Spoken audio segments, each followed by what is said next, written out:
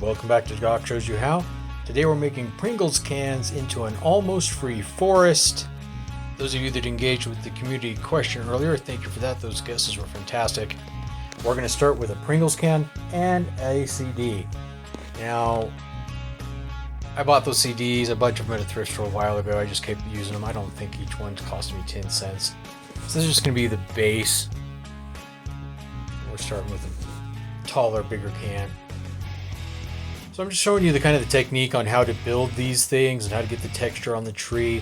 My thing is that there haven't been a whole lot of tutorials on trees since 3D printing came out, about 3 years or so. I'm not calling out any particular creator, just there hasn't been any, and even though there are some, I feel like we've lost our soul to the ease of 3D printing, and this project I developed to be as easy as possible. And I developed it back in the COVID lockdown and just never got a video. Here's the trick, is this paper. Now, I am using Amazon shipping paper here, but I have used paper bags I got from the dollar store before, 40 of them for $1.25. Either works fine, just this is literally free. So the trick is hot glue and putting the paper on it and pinching it in place. And you'll see a little bit more of that in a moment. We're going to make a coil here so that we can make the bottom of the tree more shapely and a little bit more trunk-like, leaning out into roots. Really, I'm trying to mimic the sequoia that we see in Return of the Jedi. And even though this is agnostic and not just for Star Wars Legion, anybody needing trees can do these giant things. I am trying to make like those sequoia. Hey folks, if you want to see me recreate the old Kenner Ewok village this way, these techniques, comment village below. So in making that texture here, we're just putting down some hot glue, putting the paper in it, and pinching it. That motion, that kind of pinching motion, gives you the vertical up and down, kind of chaotic, random texture of bark. Is it perfect? Probably not, but it's quick, it's easy. Anybody can do it.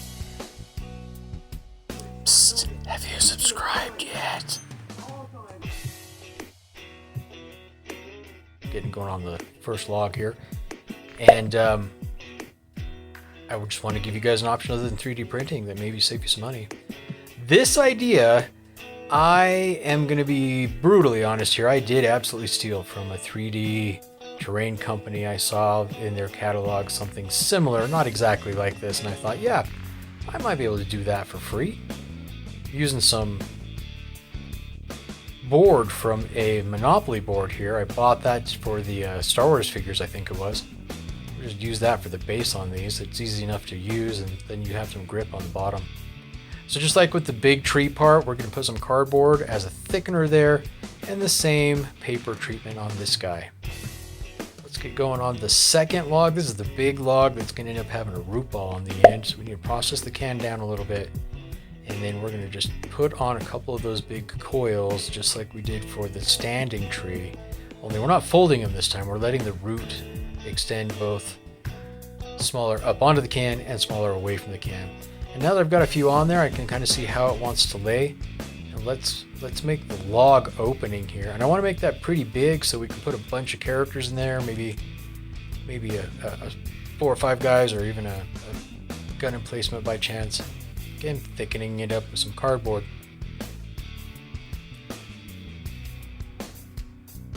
And now we get going on its initial texture. So that's all done, and we're moving on to its placement on the board, because that's how the roots are going to have to be shaped. And now we make a bunch of those coils. You're going to need more than I made right here.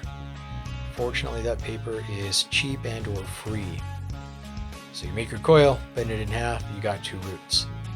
And the way I liked to do this, and I think it helps the overall end effect, is circling the shape of the can, not stacking them, but fill one all the way around and then go back in and fill the next round entirely, and just kind of keep putting them in there one at a time until you fill that whole little, dare I say, orifice. And then once you kind of have enough in there, you just kind of go through and start your shaping and refining and like putting more hot glue in some pieces and shaping them kind of like little dreadlocks or something. And take your time, have some fun, make it the way you like. This is some chaos incarnate here, some kind of weird Cthulhu thing. I saw some pictures of this kind of stuff. Do some research, it's amazing. So the atypical black end Mod Podge, we've all seen this. Thank you, Jeremy. I am wearing gloves here because it's a mess. Just take your time, get it in there. So this Mod Podge does give like a plastic coating, which is of course can help hold it, and it is still reasonably flexible when all said and done. Everything's coated. So I've got the root ball, the tall tree, a small little stump, the top of the split log. Give it all a base coat of warm caramel, and then we're going to get on to some painting. Now for the painting, I'm using burnt sienna, this kind of burnt umber, and terracotta. I'm going to use the burnt umber as a watered down wash that gets all the deep detail to have some life and texture. And put a bunch on, wipe it off, back and forth, the whole thing, dry brushing and this wash is a dance, just keep going until you like it. Dry brushing on that burnt sienna and following that with just the lightest little amount of the terracotta just for highlights, and we're ready to move on to the base flocking. Put on that glue. We're using coffee. Took some old coffee, baked it a while, got it nice and dry. This is a free flock in earth tones and can be painted easily, and everything's ready. Looking good. Moving on to the next trick here, which is another flock. This is my DIY flock I do use making any kind of moss I choose. Here, this is the one purchase I've made so far for this project. This is moss from the dollar store. Buzz, buzz, buzz, grind it up. It was $1.25, of course. So using a coffee grinder, you can control the size of the moss and how fine it is or isn't. And we're just going to go ahead and start layering that on in the forests, in the redwood forests and Big Sur and everything. I had a chance to visit with some friends, and this stuff, everything's covered with moss. Just everything. Unholy, unruly. It's on everything. So feel free to cover as much or as little as you like. It was on everything, I gotta tell you. And so here, look, all these different color mosses. I could do a flock with all of those. I'm only gonna do it with this one here, just so we have a bit of a contrast. And that's where I killed my grinder. I do not lament it. It did its job. It was fantastic. I'll just go to the thrift store and buy another one. But you see here, we're putting on another layer that just adds some great depth.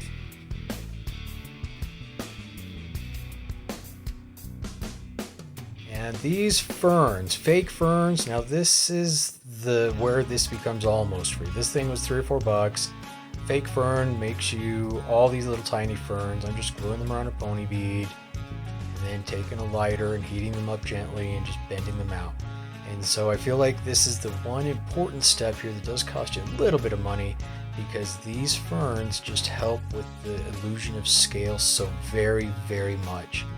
So I'm getting 5 pieces of terrain from essentially garbage, and then those, brushing off all the extra, picking off all the weak. Look at it hide the whole AT-ST. That is a big old thing.